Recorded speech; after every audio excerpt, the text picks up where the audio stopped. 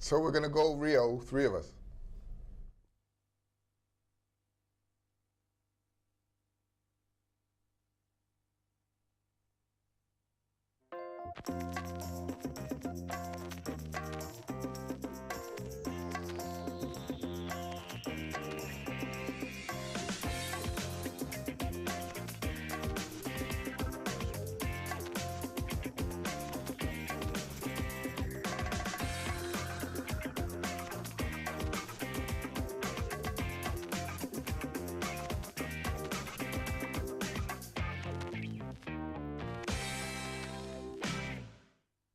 Good afternoon, it's Monday, it's 1 o'clock, it's Blakey's Bootroom here on Wales Online. Nathan and Steve in the studio as always to reflect on the weekend's game, a defeat against Everton, a cruel defeat against Everton. Cruel indeed. Late on, very cruel. And of course we'll be looking forward to the Liverpool match this weekend. It doesn't get much easier.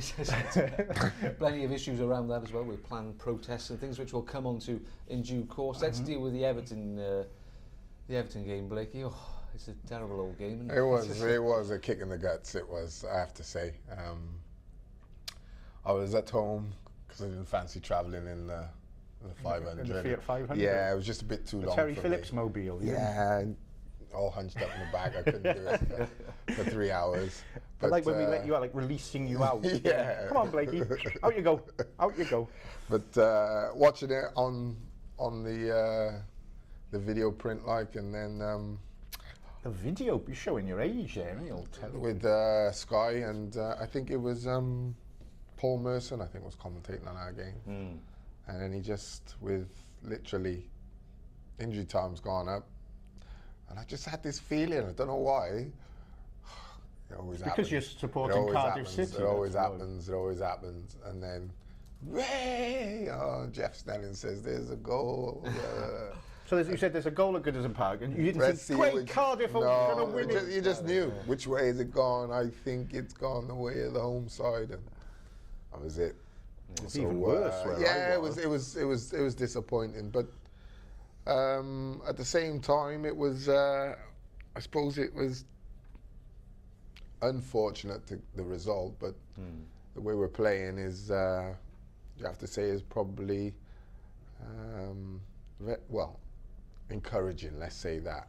Positive encouragement, the way we're playing. Many people saying, Steve, that was possibly the best performance yet under Solskjaer. Definitely. Definite signs of improvement. Let's talk me through the tactics first of all, because I think we started with 3 centre-backs and it wasn't long before we were...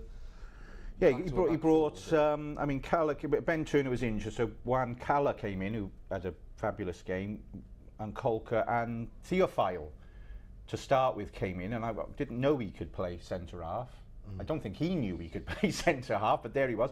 And he went with like the flat back 3 or back 5, as he did at Spurs, but then quickly, as the game developed, he changed that around, and Theophile moved out to full-back, and Fabio moved a bit further forward to a kind of 4-4. So, but whatever it was doing, it worked. I mean, it was definitely Cardiff's best display under Solskjaer. And the interesting thing has been, he was asked before the game, was Fulham a turning point, Solskjaer? And he actually said, forget Fulham, Hull for him he saw as the watershed moment, you know, the defeat, the manner of the defeat, the way things had gone. He said that was like the wake-up call for him, personally, for Solskjaer. And you've got to say that he has since then got that reaction, because they then went to Spurs, as we say, and it wasn't, you know, Spurs had to work hard, they hit the bar, they could have got something there, they did finally beat Fulham, and now it's come to Everton. So it's like, as Blakey says,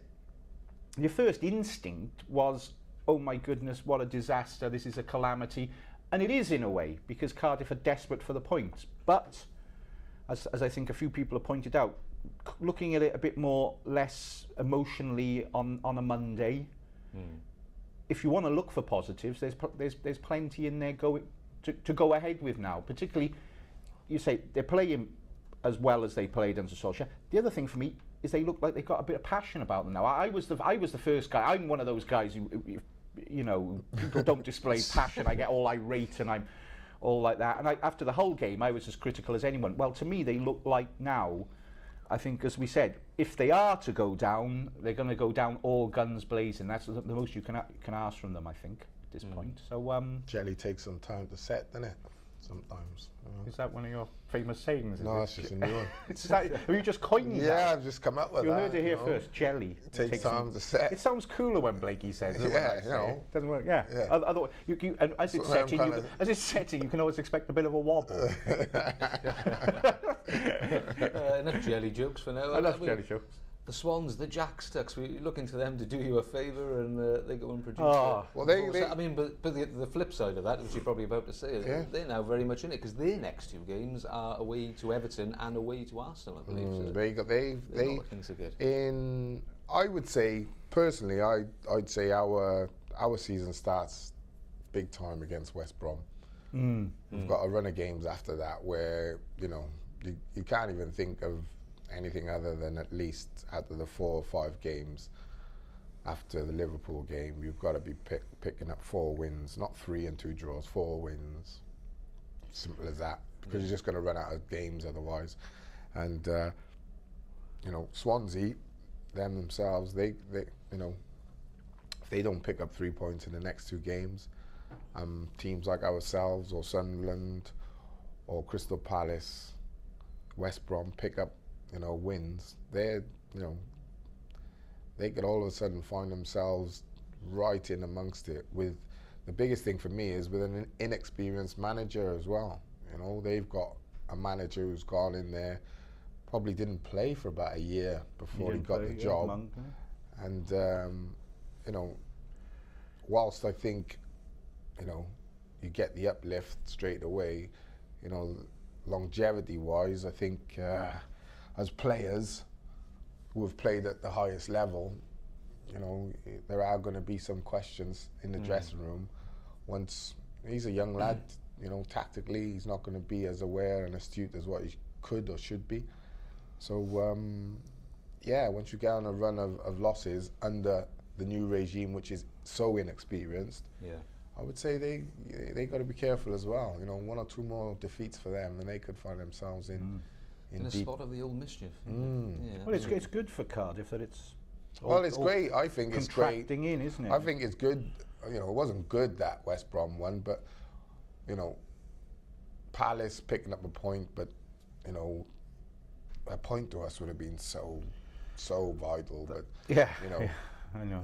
Everyone's back in it. Fulham are back in it. Crystal Palace are back in it. Norwich are back in it. Swansea are back in it. West Brom's still in it. It's going to be 3 from about 7 or even 8. I mean, 2 weeks ago we were saying it's the perception 3 from 4. The perception is changing every week. I mean, last week after Cardiff beat Fulham, you were like, that's it for Fulham. That is it. Right, that's one dealt with. Any 5 for 2 play. Suddenly, Fulham, they win over Newcastle. The perception changes every week. The win Cardiff had over Fulham, the shot of adrenaline that gave them, So it's changing all the time. But one perception I think that has changed with Cardiff at Goodison Park, you just said they got to beat West Brom, they got to beat. A couple of weeks back, you would have said no chance, wouldn't you? You would have said they're never going to beat them. You've said though performance. But now after that Everton thing, you look at it, you think they could just do. They could do that. The perceptions change, and there's a bit more belief that they could string 2 or 3 wins, precious, vital wins there together after what we saw up at Everton. It's. Let's have a few the boys say. And girls. The boys and girls, sorry. the fans. Alex starts us off saying, encouraging performance with some key games against relegation rivals left. I think we can still do it. Yes, I think Mike so. Ed was saying, after Saturday, I feel like we are just finding Ole's team formation and style, but time is against us. I also wonder how many players will remain for next season with the vultures circling. We'll talk about that maybe in a second. Now, Matthew, disappointing result. We deserved a point, maybe even 3, he says. If a ref ever decides to give us a penalty, lots of talk about penalties. Liverpool had 3, of course, on the weekend. Should have had 4 or 5. Carl saying, I still think it'll go right to the last game of the season against Chelsea. If they are champions already, they will play their second string and we can get the 3 points. Another thing about that I was thinking the other day was, and if it was Chelsea with nothing to play for, you imagine all those guys with the World Cup coming up? They're not going to want to get injured, or imagine they've secured the league and they got all these internationals in it, all bound for the World Cup. They're going to be like second set of internationals who haven't played all season want to prove the point. Yeah, sorry to Paul Ward. I'm trying to put a positive spin. Hey, Blake, everyone's trying to enjoy themselves. Listen, Chelsea's second string, they ain't got no second string. I wouldn't be too unhappy if the only problem is I'm worried they're going to turn up the last day needing a win to secure the title, the way they're stuttering and messing around at Aston Villa on the weekend. Cardiff are going to have to do the work before that game. I think so, yeah. You think this? I think so. Well, is that the little chink of optimism closed off now? Okay. One of the comments they're talking about players, about players who'll stay, and obviously a lot depends on whether... That was a penalty, by the way. Sorry, I had to get that in. That was a penalty. David Marshall, again, I think I was reading he's been potentially linked with Spurs in recent days, things like that. Really praised again for another... I'm amazed he's not linked with Real Madrid soon. Would you worry about a mass exodus, no matter what happens, even if they stay up? I think if they stay up, I think it might be okay. I think you might lose 1 or 2, maybe 3. But again, that would generate cash for them to reinvest in the club rather than the owner having to dip into his own pocket. So there is pluses on that side. But if they go down, I fear there might be a bit of a mass exodus. I look at like Marshall, I look at Kolka, if he's got aspirations to play in the European Championships in 2 years' time. I look at even, I think Fraser, Campbell, I think someone might take a chance on him. I look at Jordan Much, I think someone probably take a chance on him. Gary Medell, I think that's a bit of a... Medell, I think. So if he goes to the World Cup and does well, I can't see him getting back to Cardiff, going into the Championship, to be honest with you. So, there's like I said, there's 5 or 6, I think, that is a few teams would be happy to have. But if we stay up, then I still expect 2 or 3 to go. But you'd want them to go not because you want them out of the club, but someone like Marshall, you want to see him go and challenging for Europe. You don't always say, oh well, it's best for the club if he stays. We can get another keeper who might turn out to be as good or not better in future than Marshall, but you don't try and stagnate someone's career if he's played so well, so long, gave good service, great service to the club, and he's got the opportunity to move to what is known as a bigger club, then I don't think you can stand in his way. But if we stay up, I still expect 2 or 3 to go. But if we go down, I expect...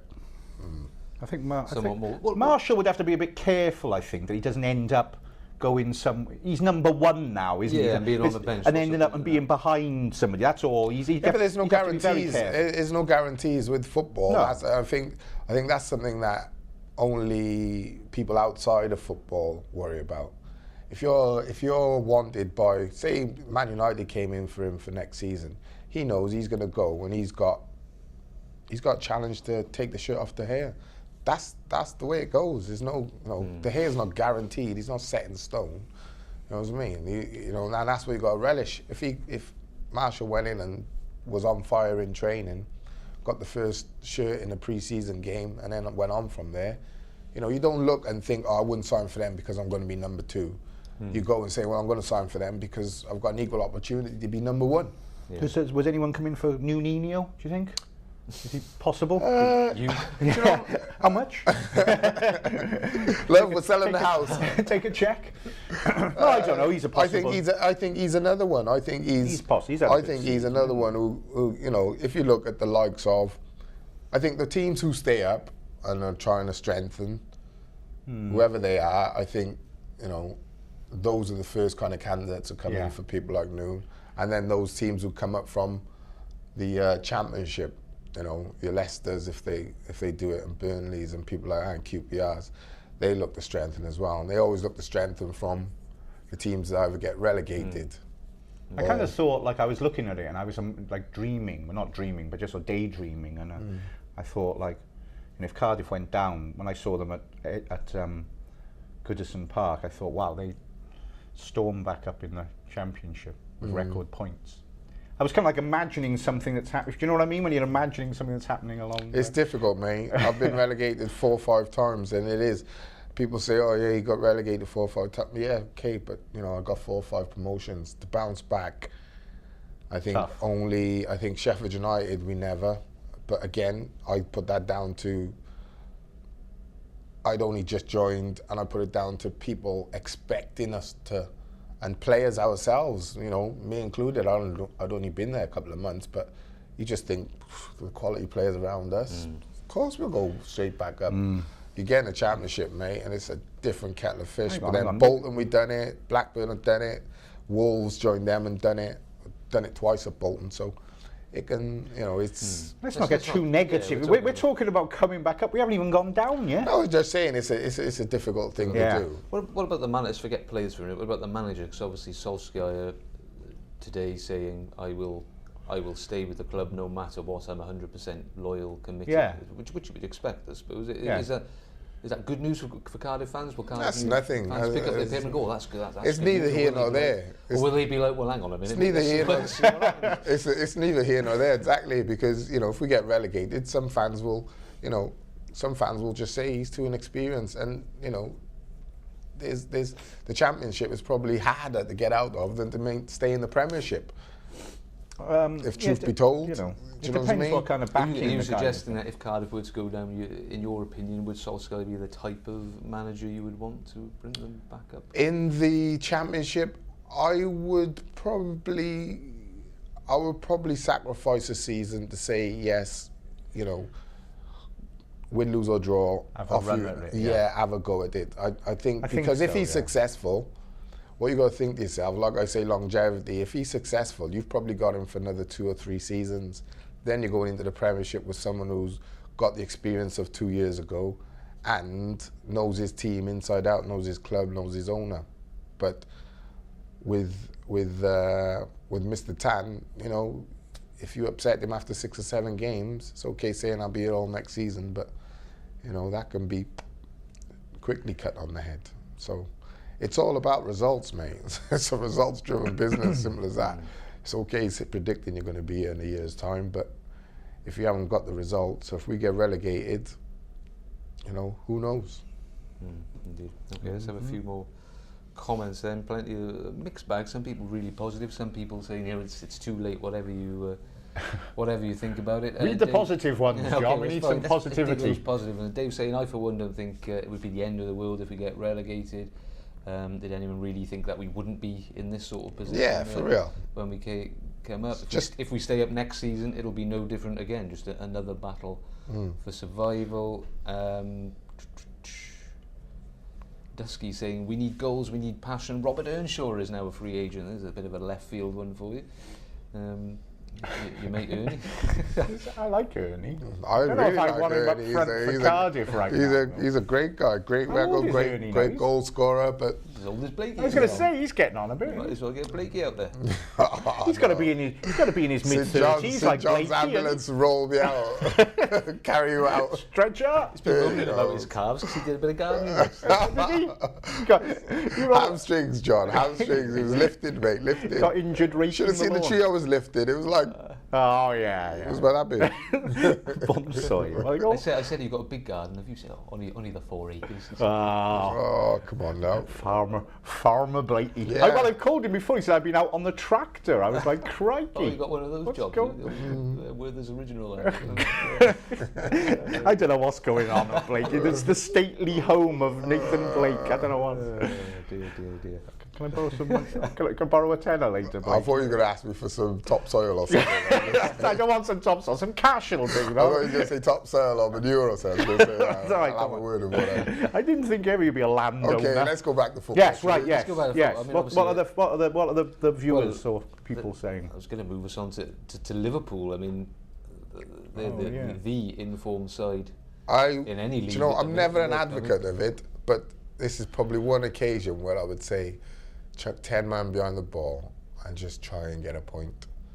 Because if you go out and try and basically fight this team, you know, offense, you're going to get ripped up. You know, let's not beat around the bush. You know, sort of predict, I think we can do it and all that. This team, they're arguably the top team in the Premier League. And going forward, one of the best teams I've seen in the Premier League for the past decade. They are that good going forward. So it's be under no illusions.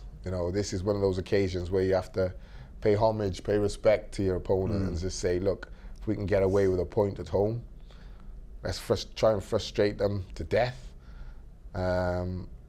If we manage to get a goal from a set piece, great. If we manage to get a goal from a breakaway, great. But let's go out and say, right, not to get beat. Not to win the game. Obviously, you want to win the game, but first and I'm very usually against that sort of, but this is one game I would say, because if you did, then add that going into the next 4 or 5 games, which, like I say, I think our season starts with West Brom again.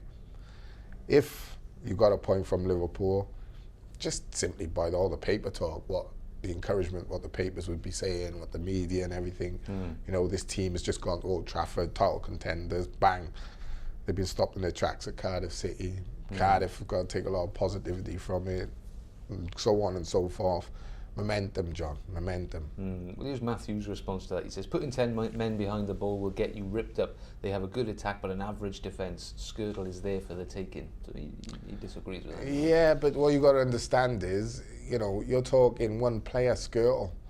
It's not only Skirtle. It's not Skirtle v Cardiff City, and Skirtle didn't look that bad against Wayne Rooney and Van Persie yesterday, even though they're not on fire. We haven't got those type of players. So my answer to the young man would be, you want to have a rethink, really and truly. If you think that the flip side, going out and playing open, expansive football against Liverpool at this moment in time is the best way to try and approach that game in our position, hey, everyone's entitled to their opinion. I'm not sure that they have to do very much different from Everton, really. I think the way they set up, the way they played at Everton is a good, to keep the things rolling over, keep ticking. They can put a performance in there. I mean, nobody's expecting them to get anything. So anything they get would be just like a massive bone completely out of nowhere. Like, here's a point. My goodness, thank you very much. And you're not going to get that playing open football. No, but they didn't play open football at Goodison Park, and I don't think they need. No, you don't. But that was reasonably. They caused problems going forward. The difference is you're at home. So it's hard for people to accept at home. No, but I think against Liverpool right now, you've got to play a bit more. Yeah. That's what I'm saying. People are talking about, people say, oh, look what they did to Man City, they can turn them over. There's a massive difference for me now in that Man City game was ages ago. The season was just starting. You're talking about a Liverpool side now. You're on a wave of promotion and all that. And Liverpool right now in particular, they're focused now. They've got their eyes on the prize. They're like thinking, hang on, we can do something here. Gerrard after the game speaking about winning the title and all that. They're in a different mindset, mate. Yeah. So if you think like not putting 10 men behind the ball because they've got Skirtle at the back is a better idea to go out that attack. Hey, Matthew's saying he agrees with what you're saying. He just thinks Campbell can cause them a lot of. We can on that breakaway. We can. I think that's what I'm saying. I think it's a set piece or a breakaway kind of situation that you go out with that mentality. Yeah, you don't go out thinking, right, we're just gonna play and we're gonna match you up. We're gonna match you up all over the. You got to say back 4 deep, midfield deeper. Okay, phrase anything over the top, in behind. We're looking to stretch him, and you play with Fraser, Nuninho, and someone else with pace, a lot of pace. Maybe Zaha on the left-hand side. Someone's got those 3 players can really stretch the game for you when you need it. Yeah. So it's mate. I'm sure Matt appreciate whatever you go looking with. At some of their Aston Villa. Drew 2-2 with them at Anfield, scored 2 goals. Fulham lost 3-2 not so long a few weeks ago. Remember that? That was very good entertaining. Swansea scored 3 against them. I suppose they lost 4-3. That's the point with Liverpool. But so there is a definite. Because they're going to have more possession than you anyway because of the way they play and the way they set up. So we've conceded possession to other teams like Man City, like Arsenal, like Tottenham. We conceded possession. What I'm saying is, in this game, There's a difference between conceding possession in them games. Players were still thinking, we're going to win this, we can win this, we can win this going into the game. This game, you think, if we can get a point or a win, that's a massive bonus. But we got a point going in. At least what we want to try and come out with is a point. I think the one thing they've got to do is go into it with a lot of confidence. You look at what they did at Goodison Park. I know they lost, but they were up against side. I think that was like 6 home wins on the bounce for them. They're brilliant there. Everton. Yeah. They've only lost once there. Mate, Cardiff had them really concerned at times. Like going, hang on, you know, at their own place, in front of their own fans, they were troubled at times, Everton. And Cardiff are asking real questions of them.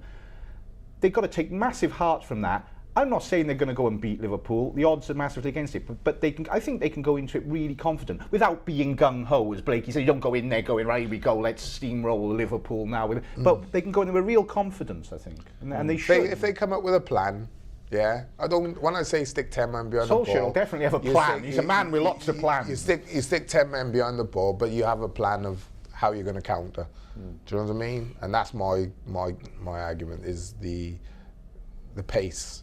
That's what it's going to be.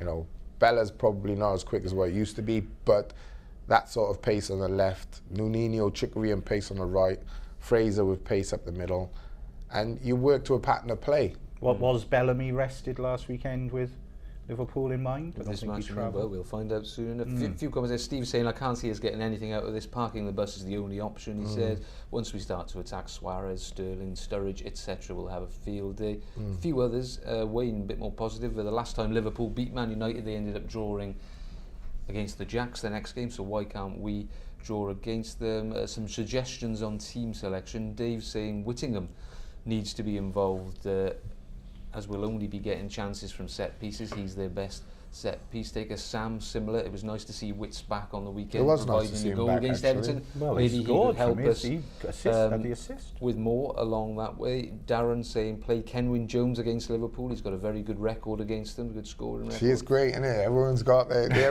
theory. Everyone's finding their little. Is Kenwyne Jones having a good record against Liverpool? Is that like enough of a thing to put him? You know, it's a weird link, isn't it? Where he's good against Liverpool. You know, well, commentators always mention it, don't they? Totally different Liverpool side. Always I don't know. It's interesting. You know, he scored like 8 goals against Arsenal. He loves it. But it's funny though. You sort of criticise, but then it often works. You know, they'll score. I don't know though. Let Zaha, Campbell, and Bellamy and Noon take it to them from the front. That's rather attacking sort of lineup. 7-4. What do we think will be the? I mean, someone like Zaha playing on the counter is ideal, isn't it? Yeah, but you know, he's got a lot to do to get his place in the team. You know what I mean? I don't think he's done enough to warrant starting. That's the problem. You know, when he has started, you know, it's we're all like, you know, well, he hasn't played for such a long time, and match fitness and this and that and this. But you know, he's got to want to prove. Like to me, I think he's a wonderful talent, and I was expecting him to come here, and I was expecting him to be like the kind of player you build a team around, because I thought not playing at United, you want to prove a point, a massive point. But even more so, the World Cup coming, and anyone knows if you from January till the end of the season, you look at Nuninho when he was playing well, all of a sudden people started talking about England. But hey, that was just me, by the way. And you know, but it was backed up because when he went to Man City, he ripped up Zabaleta, and Zabaleta was like, you know me. Well, yeah, Zabaleta came out and said, "Who the hell was that guy?" Yeah. So you know, I was expecting Zaha to come and really. You know, rip it up. Maybe take 2 or 3 games, maybe 4 games to get into his stride and, you know, get his match fitness. But I really was. So clearly, though, if Ollie's brought him in and not playing him, he's either carrying a knock or he's not doing enough. No, he's not carrying a knock. He was actually asked about him after the Everton game and said, like, he's been great, his attitude's top notch, he's worked hard in training, but I've got decisions to make. I've got to pick the best side, I think, to go out there and get a result. And so be it, you know. Yeah, but with his talents, you know, that's what a manager would have to say. there's not many players that can do what he can do. I found him when he first came, and I was like you. I was thinking, wow, this is a great. Like a lot of people, this is a great loan signing. This is a guy, you know, intensely frustrating to watch. Do you get that with him? In that it's like, you know, the skill is there. Everyone knows, and it's waiting to happen. But too many touches, one too many men, not simple. Decision making. Yeah. I think I described him as a rough diamond. To me, he looks his age. He's so rough a diamond, he's almost like a piece of graphite. Do you know what I mean? That's a chemistry joke. It's not bad for you, Tuck. Cheers, man. I'll go back to sleep now. I've done my work. My work here is done. Dave simply says... Dave says, the crowd could make or break this game. We need to get the place rocking. The fans at Goodison Park, the Cardiff fans, were absolutely brilliant. Matt just saying, going back to Everton, how good were the Cardiff? I just don't think I've ever heard bad away support, Cardiff. It was special, Blakey. Honestly, I've seen they was the home fans, honestly, because I'm uniquely placed there. Because I'm not actually in with the away fans, although I am a sort of Cardiff fan. I'm actually. The home fans was like surprised. They were actually shell shocked because you could see they were thinking, "Who the hell is this lot?" You know, because the Cardiff fans were just amazing. Mad taffs. God, totally. And the home, it's like I tweeted it. Like everyone says, "Oh, great old-fashioned club, Everton." I'm sure they are. Their home support, I don't know what they're usually like. They were like a library. They were quiet. But then the cheeky scallywags had the effrontery when they scored that last-minute winner to going down. That was the only song they sang. Okay. I thought that was a bit of a cheap shot myself. But you got to take it, mate. It hurts, don't it? Blakey was painful in so many ways. It was painful in so many ways. But their fans will probably, you'll find their fans will probably be quiet because they expect to beat Cardiff. They don't expect that they have to get their team G'd up. Whereas what you'll find is the Cardiff fans being so G'd up gives you that extra little buzz, you know, when you're playing. Those coaches are alcohol-free, aren't they, on the way up? Yeah, they are. Anyway, honestly, I would have thought a couple of them had a couple of shandies if I didn't know any better. But they were great. I'm sure, you know, it was such a shame about the thing, but I bet everyone had a really enjoyable time anyway. But I thought, talking about fans, but funnily enough, I think that the away fans, brilliant. The atmosphere at home has been a bit. I know there's not been a lot to sing and dance about, but at times we come from that situation to a big home game. A lot of the focus, which beforehand is going to be on the protests. Football. This is the point I keep saying. I think I'll say it till till the cows come home. You know, we've massively shot ourselves in the foot as a club. You know, simple as that. I don't care what anyone says. I don't care if people agree or disagree. We've massively shot ourselves in the foot because one fan has just said there, if we get 25,000 Cardiff fans behind the team, rocking against Liverpool, like Man City, so what? You go 1-0 down, you know, we can come back and blah, blah, blah, blah. You know, that never say die, don't care about the result sort of attitude. That gives you an extra boost, more opportunity to get something from the game. At the moment, and I'd be a hypocrite to sit here and criticise fans for going and making a protest because I agree with what their protests are about. Do you know what I mean? You can't look at them and go, well, you ain't got reason to protest. You know, you know the club needs to be run more smoothly with less public spats and arguments and accusations and what have you. It just needs to be run smoothly, quietly, as a club, a football club should be behind the scenes.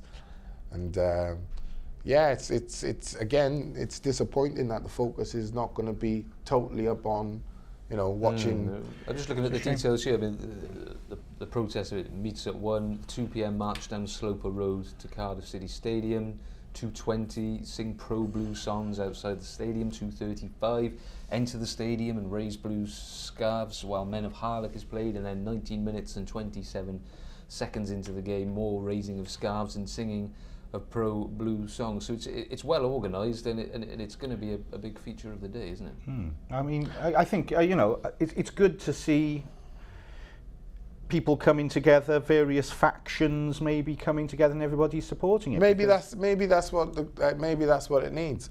Maybe it's, you know, thinking outside the box. Maybe it's something that the fans who maybe agree with red, who have now gone to blue, the blue fans, and those who are still wearing red are happy to come over to blue. Maybe, you know, it'll galvanise that fan base, and, you know, you've got a bit of a movement then, and that would create a great atmosphere as well. But, you know, I still say it shouldn't be upon the fans to try and galvanise themselves. You know, they shouldn't have been a situation produced that encouraged infight, or that was going to encourage a split anyway. And I think, well, I hope there's going to be some unity. I mean, as I spoke on here last week, didn't I, about myself as a reluctant red, maybe I should have described myself as. Or is it traitor? I think it's reluctant red anyway. And I like to think that people like myself, because whatever people might say there, I think I'm in the majority. People who went along with the red, possibly for fear of else things. Reluctant reds. Well, your grovelling apologies like we had the other week. I got to launch into my impassioned speech. Anyway, I'd like to think that people like myself who maybe are veering back over to saying, well, hang on, not so much just even the colours, but the other interference that's come and are welcomed on this, and people coming together and protesting in peace, love, peace and harmony. I think anyone who knows the club and has seen us, you know, back in like the 80s, the 90s, you know, up against far bigger and better clubs. I know, like, everyone's got their history, and you can say, you know, giant killings in cups and things like that. But I think anyone who's been and had been to Ninian Park will then, you know, I know players, you know, top players who say, like, when they went to Ninian Park, they just did not want to know, because it was so, you know, fearsome going to that ground. Definitely. And I think, you know, any fan or any ex-player would know that there's a cliche when they say the fan is the 12th man, but, you know, I've witnessed it at Cardiff, and, you know, that fear factor that those fans used to be able to put on to players, you know, it was incredible. It was incredible. I think if they, you know, obviously sometimes it spilled over, and those were the days where you'd have crowd violence and all that. You're not advocating that in any shape or form. What you're saying is you can still take it to the brink. Like I said, we need to squeeze every ounce out of everything we've got, fans included, squad included, management, staff, everything, just to stay in this league. What you can have is infighting, fraction, you know, upset, turmoil. It just points to. I always thought that you were talking about Ninian Park. I always thought it was Ninian Park itself, the place, and then when we moved, you know, the whole thing moved across the road. But you were on about Man City earlier. That day against Man City, I know it was the first Premier League home game in ever or top flight game. There was something in the air that day. It was. You could feel it. I walked to my press seat and I was like, "Whoa, hang on."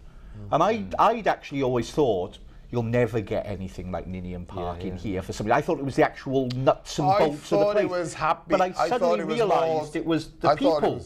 I thought it was more. I didn't think against Man City at the City Stadium, I don't think it was. You didn't have the hatred. No, maybe you know not. What I mean? But that was down to, like I said, that was down to in the 80s and 90s. You had a lot of crowd violence. Yeah, mate, do you remember the toilets at Ninian Park? Of course, there was a lot of hate around. Yeah, I used to hate going. You couldn't help but be. It was dreadful hate in there. So, but I know what you mean. It's the people. It's the people. Well, it's the fans. I tell you what, I don't want to blow smoke up anybody's whatevers, but on Saturday, those Cardiff fans, I thought they're a bunch of idiots, but they're our bunch of idiots, and I love those bunch of idiots. I don't call them idiots. I just say I just did.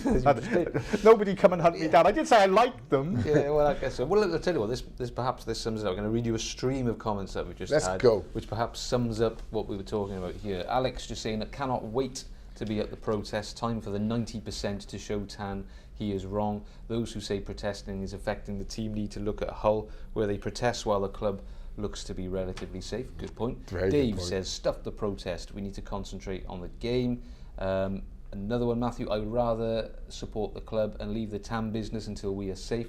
The atmosphere against Man City was amazing and we need that again. Somebody just saying there won't be 90% of fans at the protest. few more coming up now. Dave said the protests are only dividing fans. Another person saying nonsense, the divide has been caused by Tan and nobody else. Jacob, everybody should wear blue. Liverpool fans will be in red. Bellamy to get the goal, he goes on to say. Matthew, the football club lasts longer than the owner, and the obvious thing for the next owner would be to change us to blue, and they would be a fan favourite straight away. Carl saying proper Cardiff fans will be protesting. The ones who don't care are just plastic Premiership fans wanting to see their team play in the Premier League. And Sarah just saying, shouldn't we be just supporting the team until the season is over? The protests against the rebrand should come then after the season. So you've got a little sort of. I think on Sarah's point there, I understand. There's a couple of other points alluding to the same thing. I understand when she says, you know, we should be supporting just the team and leave that to the end of the season, but it doesn't have the same impact. Yeah, that's the problem. If you wait till the summer when there's no football on TV, no football on Sky, everything can get, you know, any disharmony can get overlooked then. I think what the fans understand is, and they've been fans a long time, they understand that, you know, if you protest, you have to protest publicly where you've got the biggest audience and that's only going to be on a Saturday. So the chances of them not protesting and waiting till the summer is highly unlikely. It's a good decision on the game because you've got a team coming who are famous for their red against a team that have had red forced on who are obviously famous for their blue. So I think the protest should go ahead. What numbers will be? I don't. I'm sorry, no, I don't know. I mean, I presume I'm not sure, but that guy who said anyone who's a proper fan will be there and anyone who's not isn't. I mean, I don't think I totally agree with that. I mean, Carl, who we know is a big Cardiff fan, always asking for a T-shirt, says the attention seekers will be protesting along with the kids. Keep an eye out for them. He says us oldies who follow the team everywhere will not be taken. Well, exactly. I mean, I don't think everybody who's a real fan.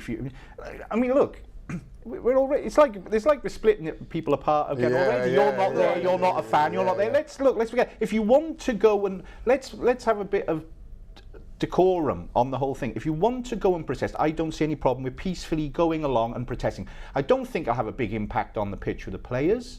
As the guy I thought was quite clearly pointed out there, I thought was a good point. At Hull, they've been having protests all season against the name change, and that doesn't seem to affect their players. Let people who want to protest do so.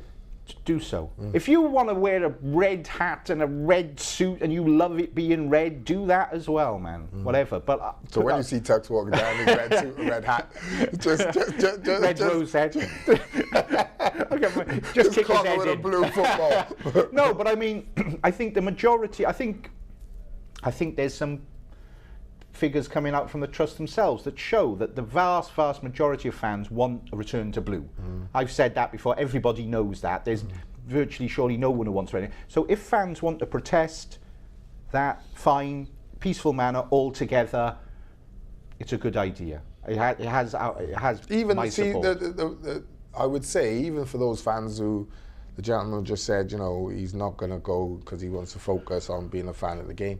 I would still say, even now, especially now, you'd be hard pushed to find any long-term Cardiff fan who doesn't want to see their team in blue. I don't think you find many who'd say, oh, I'd rather us carry on with the red and become a red club going forward in future. I think most fans, even if they don't join the protest, will probably applaud or agree. That's what I was saying. Applaud or agree with because, you know, if you're a Cardiff fan, this is what I've never got my head around. If you're a Cardiff fan, to not see your team in your colours, I don't get it. Because the thing's always been. I just can't get my head around it. The thing has always been that that Vincent Tan has done. It said you're in red, or I pull the plug on it. I think there's I don't know if it's so much I want to be in the Premier League. Everyone wants to be in the Premier League or whatever. I think for a lot of people initially there was a worry: what happens if the change to red doesn't happen? Well, it was lucky, but if you know. The polar opposite, if you get relegated, does that make it unlucky and you go back to blue then? Well, I tell you what, look at Goodison Park. It wasn't lucky red up there, was it? The blue... Well, it hasn't been lucky really this season. Well, this is not a point, is it? Exactly. No, it's not lucky. It's nothing to do with luck. I don't want to break anyone who believes in lucky colours. I'm sure there are people, but I'll let you into a secret. There's really not any lucky colours. It's just like who's a good football team and who's not, right? I'm not giving away anything. It's not blasphemy to say there's no such thing as lucky colours, is it? That's all these people wearing the same underpants all season.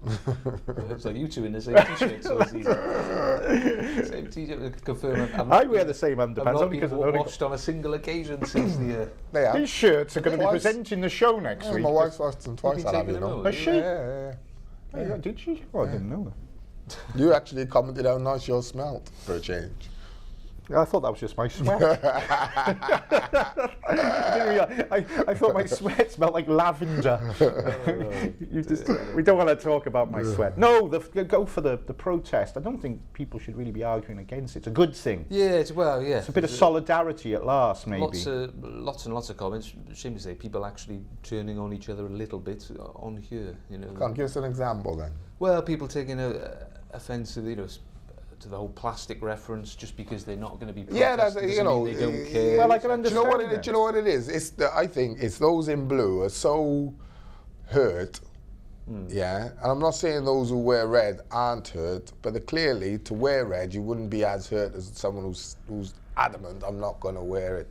So what the comment where someone's called someone a plastic fan, it's only as a way of venting their frustration and anger at the fact that you're wearing red and, we should be in blue sort of thing. He might be saying it to someone who's in red who's 75 and come in for 55, 60 years. Now, would you call him a plastic fan because he's wearing red? No, you wouldn't. But why would? But, you have to, if you're in the blue camp, you have to allow people to make their decision and you have to allow them to come over. Because I guarantee you, like I said earlier, deep down, that person, you find very few people, I would say, regardless of which, I think our future is red and go forward from here. And we stopped wearing blue last season, and from that point on, we should always be red. I'm often surprised when I see, like you say, a 70-year-old guy in a red shirt or like a fully grown guy in a red shirt. It surprises me. A kid, I can sort of see, because you want, Dad, I want the new shirt. This I have to have it at school, so you get the new shirt. Or you suppose you could get an away shirt, but I can see I see guys my age in a red shirt, and I often think, well, why? Unless you love having the new shirt, you get these guys who are just totally into that for something. I don't know why you. No, but again, you've got the fan. I'll tell you why. Because then you've got the fan who follows his club no matter what.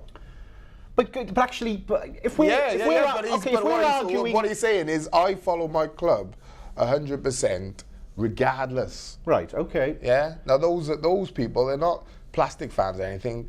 It's hard for someone who's so adamantly in the blue camp to understand that. But this person is like, he's not, he just says, I follow my club. You would imagine that somebody who was like, I follow my club, thing would also be a blue. Really, because you think this is the tradition. That's what I would imagine that they would be even more pro-blue than your average person. I don't know, but it boils down to personality, doesn't it? I just think even if you don't care about the red, it seems weird to wear it. Like personally, obviously, I don't wear anything because I go in the pressing. But I think if I was on the terraces now, I'd be in a blue shirt. You'll get people who will wear. I would. You'll get people who will buy a red shirt because this is our home kit. No, I can see that. They might still think we should be in blue, but this is our home kit, so I'll buy it. I'll support the club. I'll put my money in. Bought my season ticket. Bought the kit.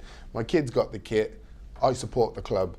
You're always going to get them. What they are doing, of course, is tacitly or whatever supporting tan. No, but they're not.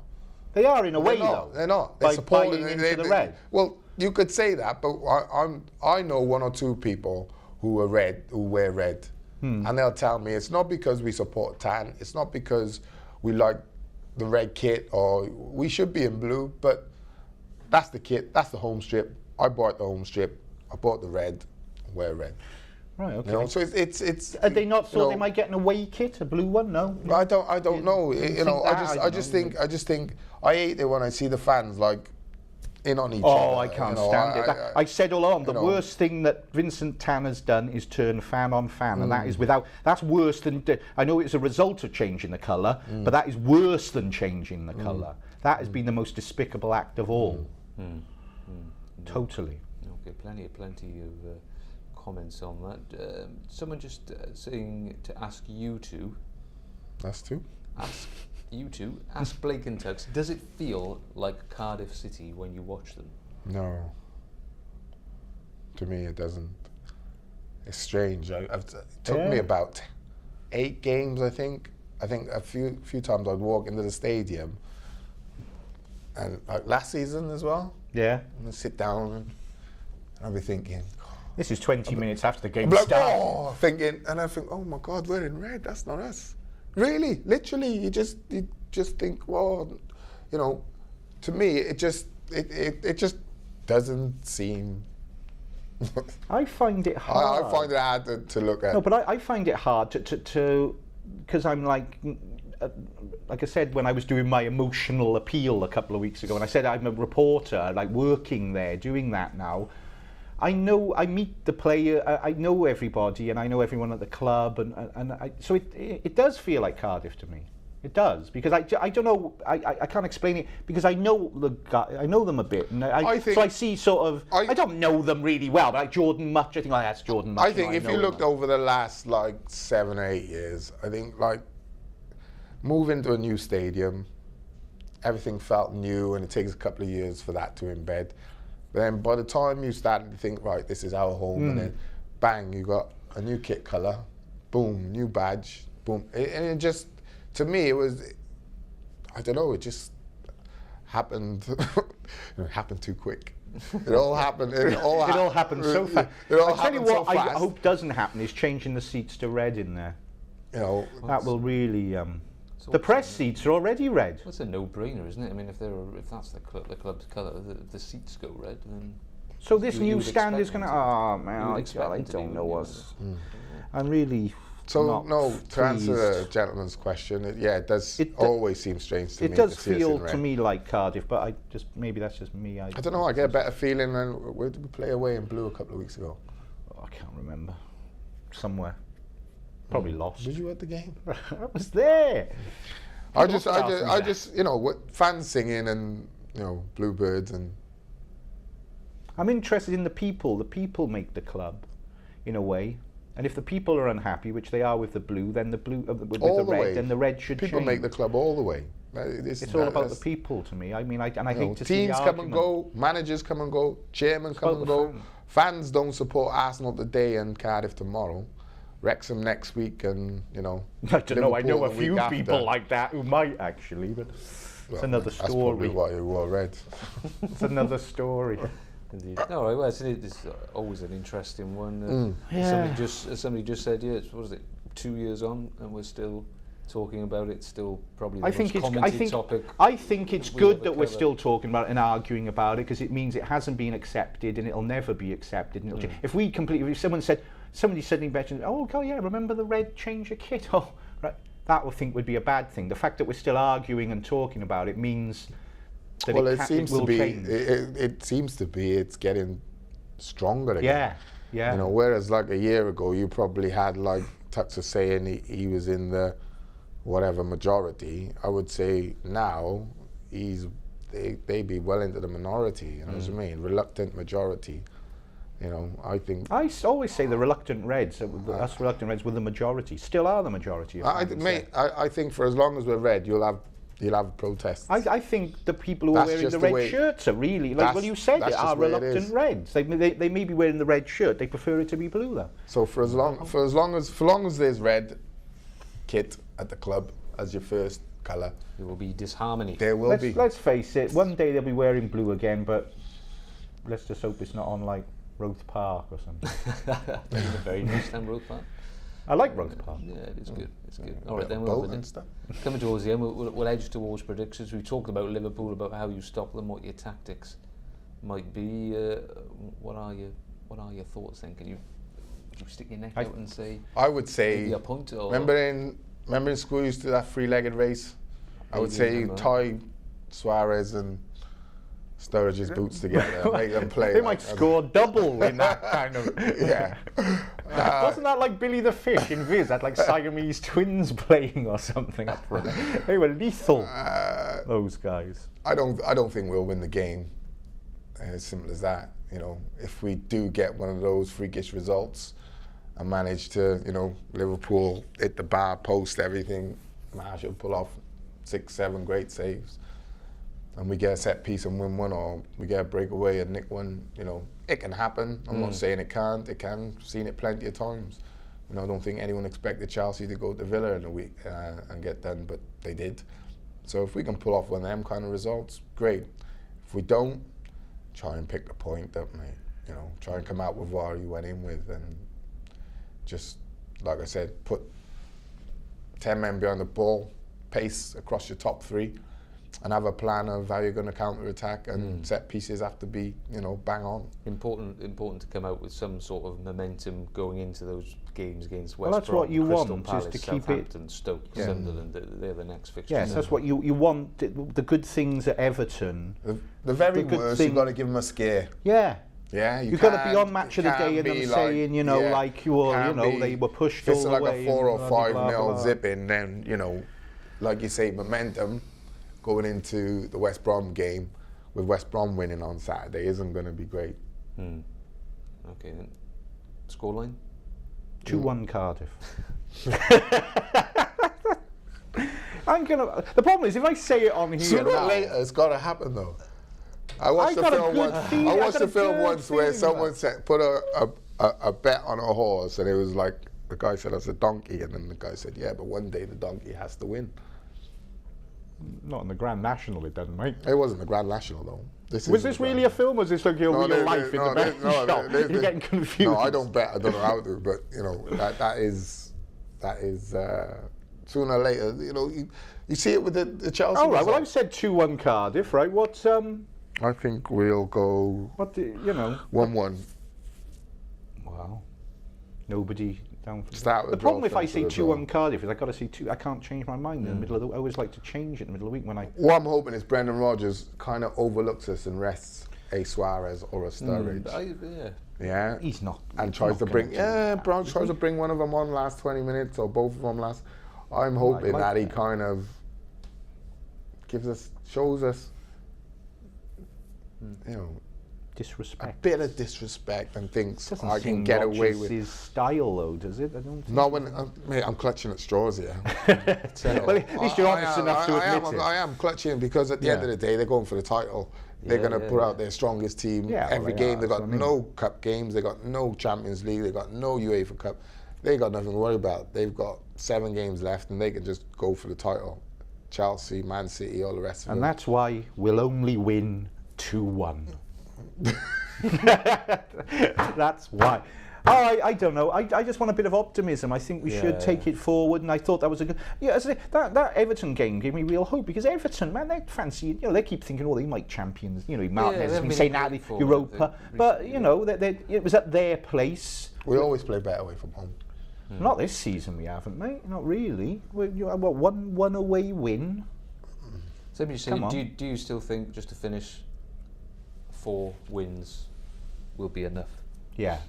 Takes you to 37 points, is that right? Yeah. I think that may just be enough. Just about. Just about.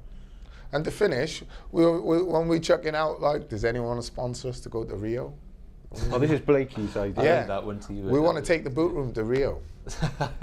And we want someone to sponsor us and say, you know, we'll call Blakey's Bootroom, sponsored by so-and-so, so-and-so, so-and-so, live from Rio. And if you do send Blakey to Rio, we promise that for one show, he'll wear Speedos throughout. But don't let that put you off. Still sponsor with cowboy boots. With cowboy boots. On Rio de Janeiro beach. You On can the see without Copacabana carrying- at the Capa. With my little glasses, something with ice in it. You know? Yeah, like I'll even grow my Southern Comfort guy. I'll even grow my stomach out. You always called me the Southern Comfort guy. Yeah, he used to be that guy. So anyone want to Anyone with more money than sense. Anyone please who's a sponsor massive us. Cardiff fan and wants to hear the boys from Rio. There's only 4 of us. Yeah, well, yeah. Everybody be jumping on board. We'd have to bring Gareth Rodgers in a suitcase. No, Gaz, you can't leave it's only Gaz at 15 home. kilos on the... Imagine Gaz in his speedos. Goodness. That would be the guy from the That would be that would be a glorious, glorious sight. 1-1. We've come up with I've just gone back into football mode. 1-1, 2-1, lots of different predictions on here. Again, as Come on, give us some. positive as normal. Cardiff 2-1, Cardiff 3-2, 4-0 to Liverpool, 4-2 to Liverpool, 2-2, 2-2 again. There'll be goals. Everyone fancying? Yeah, I was going to say when I said 2-1, before that 3-2 had flashed through my head. But my only thing being Cardiff scoring 3 goals is like. Mine was just you mentioning flashing. I just think, oh no, please. Like 2-1. 1-1. Indeed. And a trip to Rio. And a trip to Rio. A couple of comments on Rio, actually. Go on, Rio de Janeiro. How could the Bootroom not be in Rio? Sam suggested maybe Vincent Tan might sponsor us. You never know. Yeah, big one-way tickets. Yeah. We get back. Yeah. Carl says, give me a T-shirt and I'll sponsor you, Tux. I'll just sponsor. You can have this I'll one. sponsor Tux, so just at least Only Tux is going. Hiya, guys. Yes, it's fine. And finally, Dave signs off by saying, no, pay it yourself, you tight git. Oh, well. Actually, yeah. Can't you pay for us all to go? Come on. I ain't paying for you. Oh, cheers, mate. I ain't got more money than the Mirror. The Mirror. Oh, don't talk about the very. Don't talk about our employees. Oh, they go. Employers. Maybe you could sell some of your land, some of your 4 acres. Sell your tractor. That'll probably get. We might get a raft across. What about if you sell your tractor? How will we get on? Well, if I sell my tractor, we'll get like maybe 1 pole for. Do you drive with like a piece of straw in your mouth like that while you're driving? I just have this image. Arr. Arr. Yeah, obviously you turn into a pirate when you go arr. Because they are. Arr, be lovely, this tractor. But if anyone wants to sponsor us to go to De Janeiro, Rio de Janeiro. Brilliant. That's all good. Brilliant. Cardiff fans, as usual. Good stuff. Yep. Great. Stay positive, Cardiff fans. Yeah, Stay positive. Come on, we can do it. Positive energy. I'm looking forward to the next few. We're at that defining. We are. Really well, I think like this game, and then like I said, I almost want to get some out of this game, but I want to get it out the way. I just want to focus on that. Games, yeah, that run of games is like. Do you want to focus on losing at West Brom? Well, I'll be on the floor. Like it'll be like if we lose to like 3, I'll be like in the chair, like oh no. Can't take it. It's gonna be a bumpy ride. I'm just so positive about that run of games. I think myself, that's it for us. We can really. We're playing okay as well. We're going managers a bit more experience. In the right direction. Yeah. I just hope like I'm not like got my Cardiff goggles on and all of a sudden. Like, shame about that Coleman goal. You go into West Brom and it's like you lose 3-1 and then you're thinking we can do it. Come on. It's a roller coaster right there. He was up and then he was. Yeah, down. I know. He's almost like talking himself out of it now. Yeah, we can never know we can. It's like watching the inner workings of Nathan Blake's mind presented. We can do it. Don't worry, it's we good. can do it. It's good. Yeah, positive week, positive thoughts. Indeed, good stuff. We'll leave it there. We got through the whole show without mentioning your hair as well, Tux. So that's always good for you. You can compliment me on it later, if guys. If it rains, do you just? I stay dry. People standing under there. Yeah, like, I do. Okay. Like a bus stop. Yeah. You just stand under my quiff. Yeah. Hey baby, come and stand under my quiff. Yeah. I've used worse chat-up lines than that. It has to be said. Right, good stuff. We'll leave it there. Thank you for joining us. As always, thanks for all your comments. Thanks for putting up with this pair. Yeah. And make sure you join us on the weekend. What are we? 3 o'clock Saturday. 3 o'clock Saturday. Live from Cardiff City Stadium. We'll be blogging for that Liverpool match, and we'll be back next week, of course, here on Blakey's Bootroom. See you then.